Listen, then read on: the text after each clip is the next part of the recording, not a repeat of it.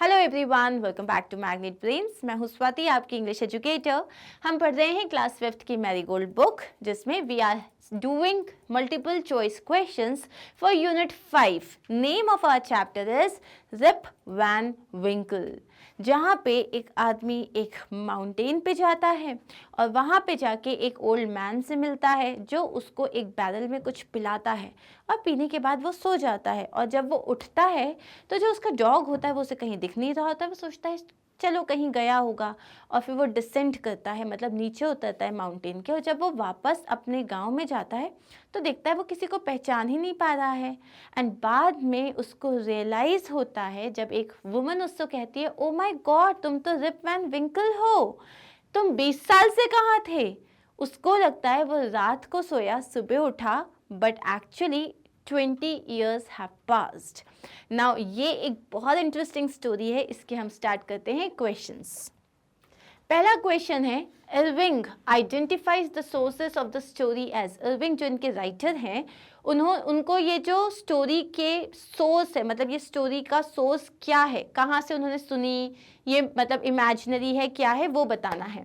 It's a fiction tale written by Diedrich Knickerbocker. ये एक fictional tell है। Fictional मतलब होता है ये एक मन घड़त कहानी है, इमेजिनरी कहानी है, जिसको डिड्रिक निकरबॉकर ने लिखा है। A historical narrative researched and written by Knickerbocker. ये एक हिस्टोरिकल नैरेटिव है जिसमें बहुत रिसर्च की गई है, उसके बाद ये स्टोरी लिखी गई है।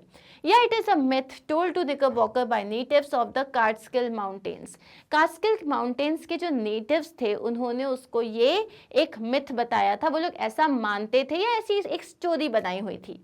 अब the thing is, the answer is C. ये एक मिथ थी, बट बहुत जगह आपको आंसर ये भी मिलेगा, it's a fictional tale written by Diedrich Knickerbocker. दोनों ही आंसर सही हैं, तो don't worry about it. In the story Rip Van Winkle by Washington Irving, which of these things was included by the author to tell us that Rip was well liked in the village? ये जो story है rib Van विंकल में, क्या बताया गया है जिससे ये पता चलता है कि विलेज के लोग रिप वैन विंकल को बहुत पसंद करते थे। The dogs don't even bark at him. Dogs उस पे bark नहीं करते थे. The women in the village hide when they see them. Women जो होती थी वो छुप जाती थी उसको देखने के बाद. The children of the village shouted with joy whenever they saw him. बच्चे जो है उसको देख के बहुत खुश हो जाते थे जब भी उससे मिलते थे. He likes to go fishing and hunting. उसको fishing और hunting करना पसंद था. So the answer जो हमें बुक में बताया गया इस चैप्टर में कि लोग उसे बहुत पसंद करते थे, जिसके जिसके एग्जाम्पल्स दिए हुए हैं, द आंसर इज सी, कि बच्चे बहुत खुश हो जाते थे जब भी वो उसको देखते थे।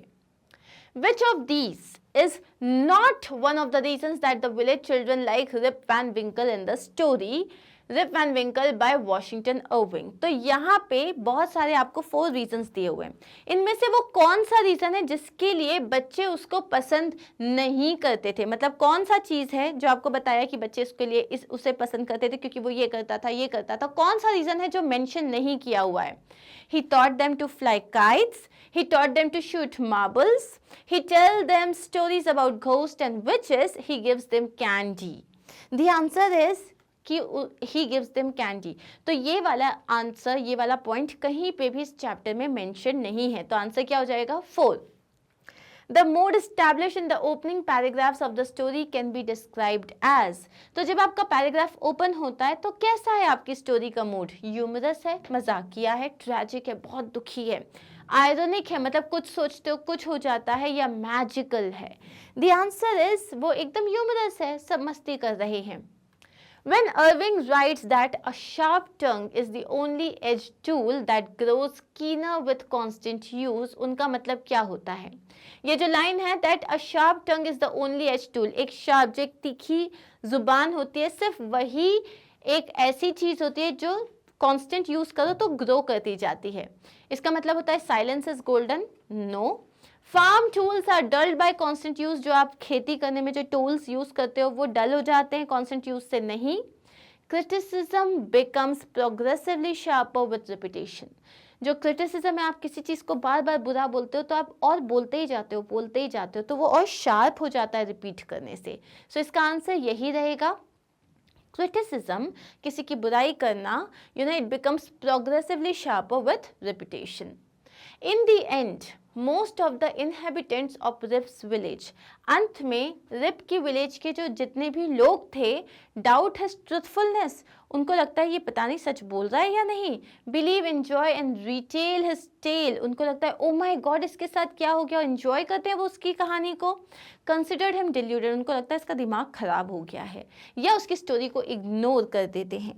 व्हाट हैपेंस, अब ये पार्ट जो है आपकी स्टोरी में है नहीं, सो इसका अपन मैं आपको आंसर बता देती हूँ कि उन्होंने सोचा इसका दिमाग खराब हो गया है. Where was the village situated? अब ये बताओ, ये विलेज जो था ये कहाँ सिचुएटेड था? At the top of a mountain, एक पहाड़ की चोटी पे. ऑन द माउंटेन पे. At the foot hills of the mountain, mountain जहाँ खत्म होता है वहां पे, या रिवर के पास में. So the answer is at the foot hills of the mountain. Where was the village situated? अब ये विलेज कहाँ पे सिचुएटेड था? ठीक है, ये तो हमने पढ़ लिया. Sorry. Which of the following statement is true about Rip? कौन सी बात रिप के बारे में सच है? कि वो हेल्पफुल था, उसको बहुत मेहनत करना पसंद था, उसको बच्चों के साथ खेलना पसंद नहीं था, या वो अपने फार्म का बहुत अच्छे से ख्याल रखता था. वो इतना आलसी था, वो रखता ही नहीं था.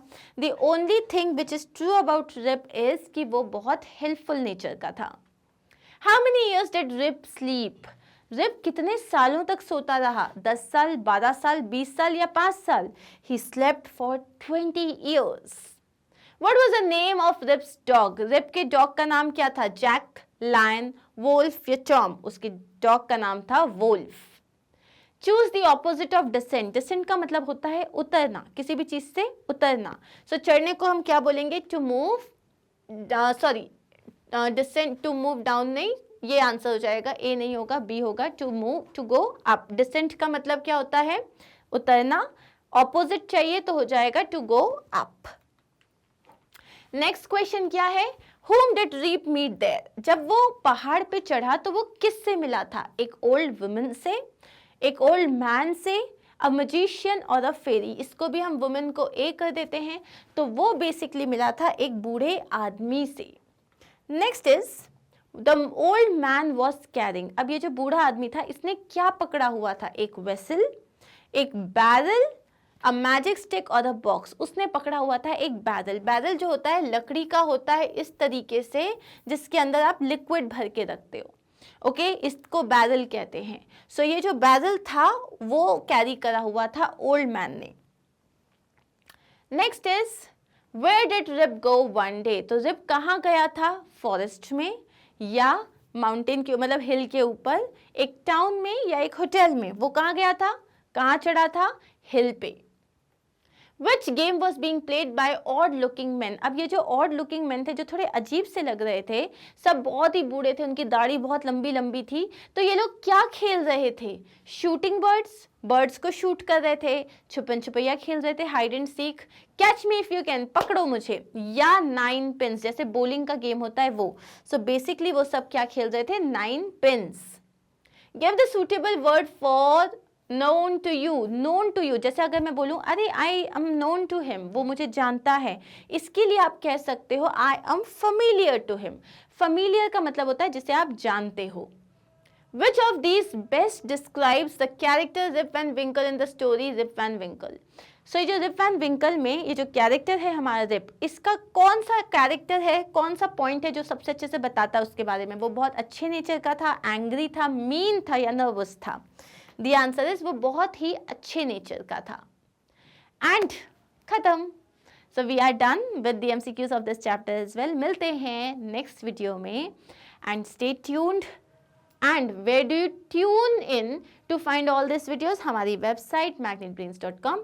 Select the class, select the topic, and मतलब subject select करोगे, topic select करोगे और आपका video start हो जाएगा. That is it. Thank you once again. Or do not forget to like, share and subscribe. Bye.